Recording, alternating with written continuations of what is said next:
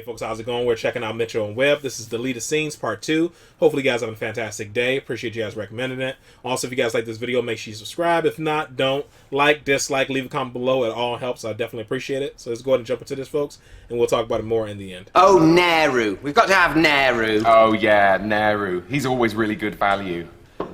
Although... What? Well, you remember last time, Nehru brought his little mate. Oh, did it again. Oh, God, yeah. What's his name?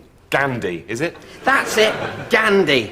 I think he thought it was a toga party. Well, that's putting it nicely. That wasn't a toga, that was homemade pants. He said so. I told him. I'd keep quiet about that if I were you, because they look rubbish. I bet that went down like a cup of cold sick. Oh, yeah. I was just scared they were going to fall off. Well, there's nothing holding them up as far as I can see, apart from goodwill. I mean, every time he crossed his legs, everyone just held their breath.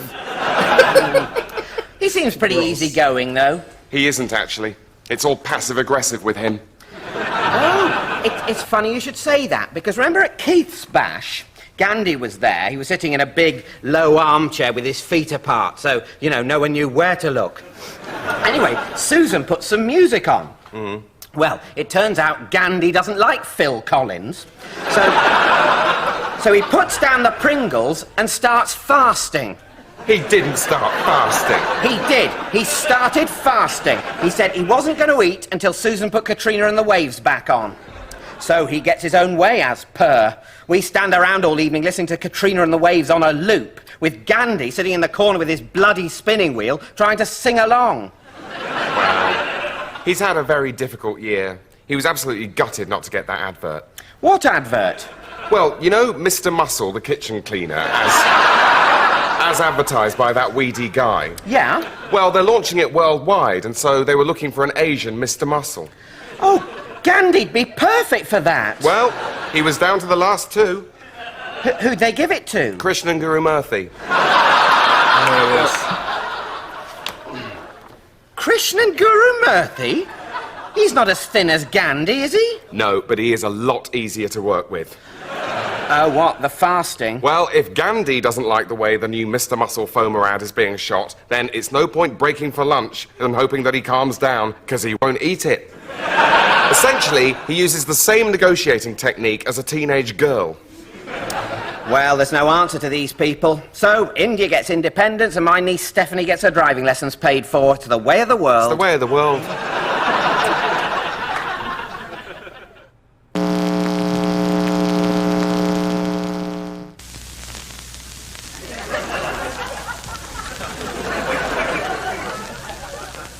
No, nothing. So it seems that television does not, despite the similarity of words, permit telepathy. Well, if you couldn't do it, I don't know who could. And now time for another bit of the endlessness, which we're calling Mastermind. Yes, there's been some feeling here that it will be a diverting use of television to demonstrate the breadth of knowledge of you, the ordinary television... Lucas? Do we have a name for them? Watchers? Seers? Invisiblants? Well, we'll mull it over. In the meantime, whatever you're called, we've invited one of you into Television House today. He's here now. His name is Mr. Gregory Marsh, and he looks like this. Good evening, television. Mr. Marsh, you have, I believe, something of a mastermind. I wouldn't go that far. Oh. Well, we'll press on nonetheless. Mr. Marsh, please do us the honor of telling us all the things you know, starting now. Very well. There are 4 pecks in a bushel. Otello was composed by Verdi. The Battle of Crécy was fought in 1346. The largest land... Cyril, I wonder if I might break in upon your bit of the televisioning for a moment. I wonder if this is the most efficient way of demonstrating the mastery of Mr. Marsh's mind. But perhaps if you were rather to ask him questions about things he may or may not know, if you follow? No, I don't quite... Oh! Yes, that would be jolly good, wouldn't it? The cleverness of you. Mr. Marsh, will you commence now? The 5th book of the New Testament is called Acts. Did you know that? Yes, I did. The play Uncle Vanya was written by Chekhov. Did you know that? Yes, I did. Good. The principal language of Persia is Farsi. Did you know that? No, I didn't. Ah, right. Do we stop there then? Let's say we do. Very well. Mr. Marsh, thank you for your time. You truly have a master mind. I wouldn't go that far.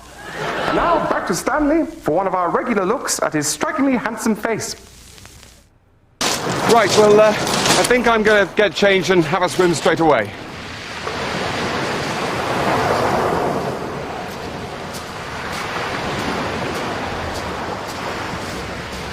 Okay, changing now, so don't come round here. Just taking my shirt off at the moment, so wouldn't be the end of the world, but still, I am changing, so don't come round here. Shoes and socks are still basically fine, no biggie, but don't come round here, I am changing. Okay, trousers next, so DEFCON 4, increasingly, it is a bad time to come round the corner. Right, that's trousers off. Okay, so here goes. I am now going to take off my underpants, so really don't come round here. All right, here goes. Right, I'm doing it! Don't come round here! Don't come round here! I'm completely naked with my pants around my feet! Right, you absolutely must not come round here now! If you do, you'll see the lot! Okay, putting my trunks on. They're twisted! No, it's okay. I'm getting it in. Ouch, stupid toggle! Oopsie daisy. Right, just rearranging. You can come round now. Don't come round. You can come round now. That's all fine. Okay. Swim!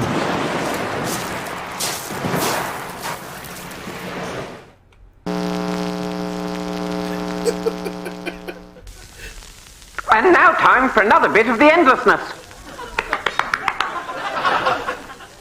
There, I think I've adjusted your microphone, Mr. Temp. Thank you, Mr. Garden. That's much more comfortable.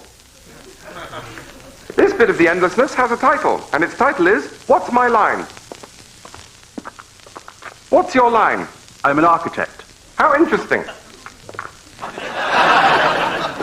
What's your line? I'm a housewife. Good for you.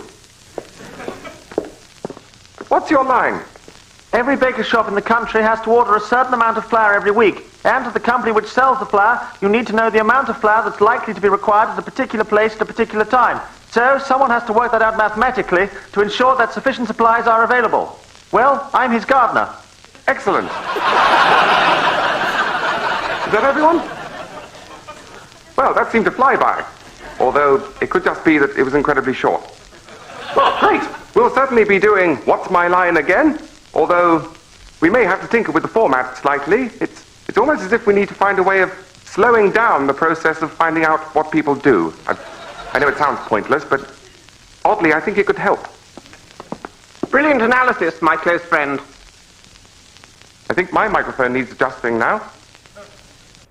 Oh my god. Okay, this is the bit where the poltergeist freaks out and starts chucking books at Jenny. You're all right with that, Jenny? They're giving you padding and everything. Not really.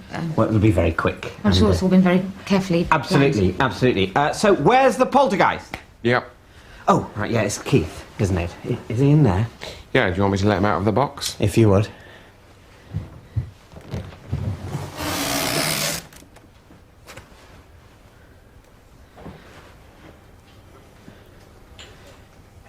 Is he getting out? He's standing right next to you now. Ooh, it's quite spooky, isn't it? Right, anyway, Jenny says her line. Is there anybody in... Is there someone in here? And then the poltergeist starts throwing books at her. You know, lots of books flying about, lots of action, but tell him not to get too carried away. Tell him not to aim at her face. Right, will do. Okay. Right, let's run up. Turn over. Invisible Darkness, scene 24, take one. Cue playback and action. Is there someone in here? Is there someone in here? Cut! What's going on, Keith? Yeah, he's thinking about it. Yeah, well, he needs to do it, Keith. We're on a tight schedule here. Don't take that tone with him. You'll make him angry. I'm talking to you. Oh, you are making him so angry. You sure it's a real poltergeist? That's it! He's gone mental! Get the blanket! Get the blanket! He needs to go in the... I'm putting him in the box. Oh no. That was so dumb.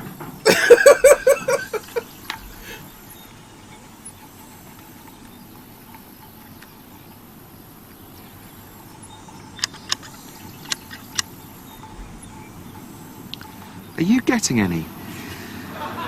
No. Neither am I. Because I thought it would be all... that there would be quite a lot of... Yeah, so did I. Have you been down the bar? Yeah. None of you are getting any. You do remember why you came here in the first place, don't you? Yeah. But it's just very hard, though. Doesn't seem to bother the abbot.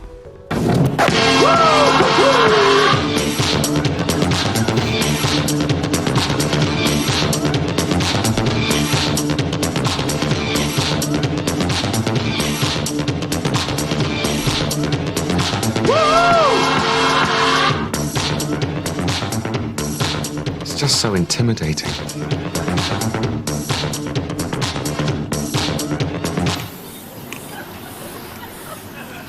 Did you get any last night? No. What about you? Someone gave me their phone number. Oh, that's good. I mean, it was the number of the monastery, but I thought it was a good sign. Morning, Abbot. Morning, Abbott.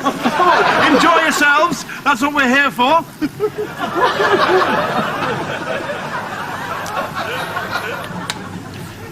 Do you think they have this problem at the nunnery across the road? I don't think so. It's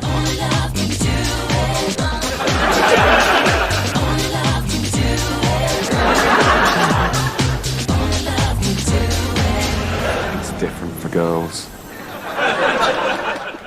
All right, man.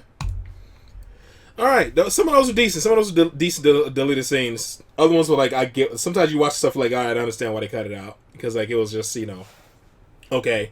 The whole television thing, I think they could have did more with that. Unless the jokes are just going over my head when it came to early television or something like that. Because I know like the whole point, I think they were trying to like how you have to like test the waters and all that jazz to see what people like, what people don't like. You're gonna experiment before you actually come up with a good format.